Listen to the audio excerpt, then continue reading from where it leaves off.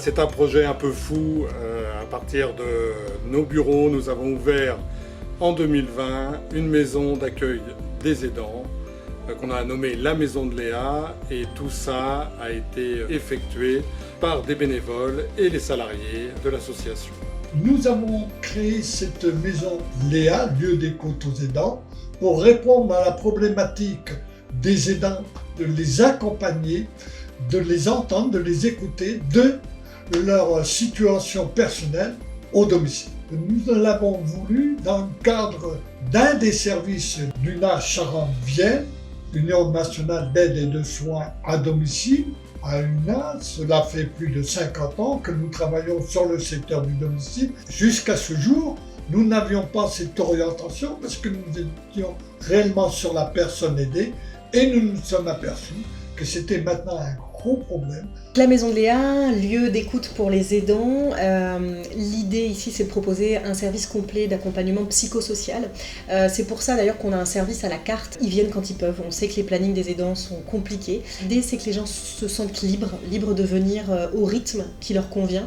Le but, en final, c'est de pouvoir créer un climat de confiance ici, de libre accès. La Maison de Léa, je trouve qu'elle est généreuse par ses sourires. Quand on entre, on se sent bien. Ça m'a permis de me recentrer, de penser à moi, parce qu'en fait, avec l'aider, on s'oublie soi-même. Donc à la Maison de Léa, on propose divers ateliers hebdomadaires. Donc la sophrologie, la gym douce et l'art-thérapie. On propose également des formations, la formation aux aidants notamment, qui est une formation qui permet de travailler son cheminement d'aidant. Et puis on propose également une formation qui travaille sur la communication bienveillante. Nous travaillons donc également avec différents thérapeutes pour proposer des soins individuels de bien-être. Et ces soins énergétiques m'ont fait revivre totalement, en m'enlevant un peu cette cuirasse que j'avais et qui m'empêchait de respirer, de vivre. Donc en plus de l'accompagnement collectif, on propose également des accompagnements personnels et personnalisés, notamment avec les entretiens d'écoute, un moment d'intimité où ils peuvent vraiment se livrer, parler de ce qui est difficile pour eux dans leur rôle d'aidant. Et puis ce qui nous permet également de savoir comment on peut les aider concrètement, quels dispositifs, quelles solutions on peut les aider à trouver. Pour essayer de nous trouver des solutions, mais des solutions pour les aider, mais pour les aidants aussi.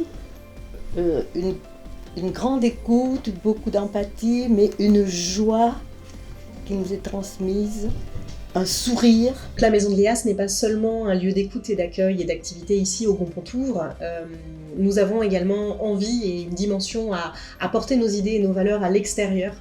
Pour nous aider dans cette idée, on s'est doté d'un triporteur électrique qui va permettre à des personnes qui ne peuvent pas venir jusqu'à nous ou participer à nos activités ici au sein de la Maison de Léa, de pouvoir le faire aussi à l'extérieur, potentiellement également par le biais de nos divers partenaires. Bien entendu, ce lieu est ouvert aux proches aidants et c'est sa vocation première, mais c'est aussi un lieu ouvert aux partenaires qu'ils soient associatifs, qu'ils soient institutionnels. La dynamique des aidants en Charente, c'est 60 partenaires du médico-social et des institutions charentaises.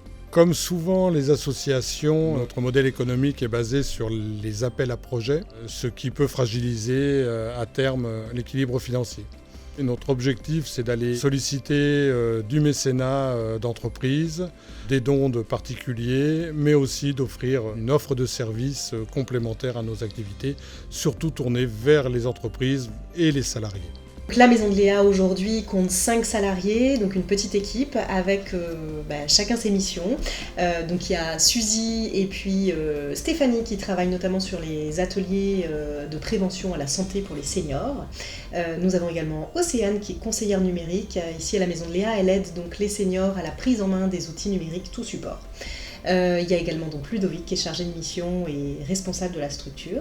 Et puis moi-même, coordinatrice de la Maison de Léa, donc qui m'occupe de l'accueil, des partenariats, de la communication.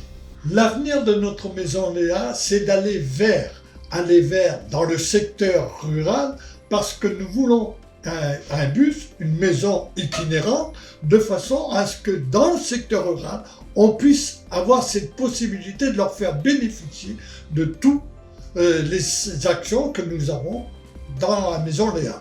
Notre deuxième objectif sur cet avenir de la Maison Léa, c'est toujours d'aller vers les salariés aidants dans les entreprises. En effet, ces salariés sont confrontés à une situation très difficile, car il faut qu'ils concilient la vie familiale, aidant, et la vie professionnelle. Notre politique des aidants, nous la plaçons sous l'angle de l'intérêt général.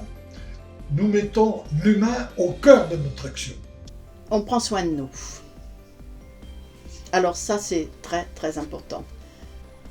C'est de la joie, c'est de la liberté, c'est de la vie.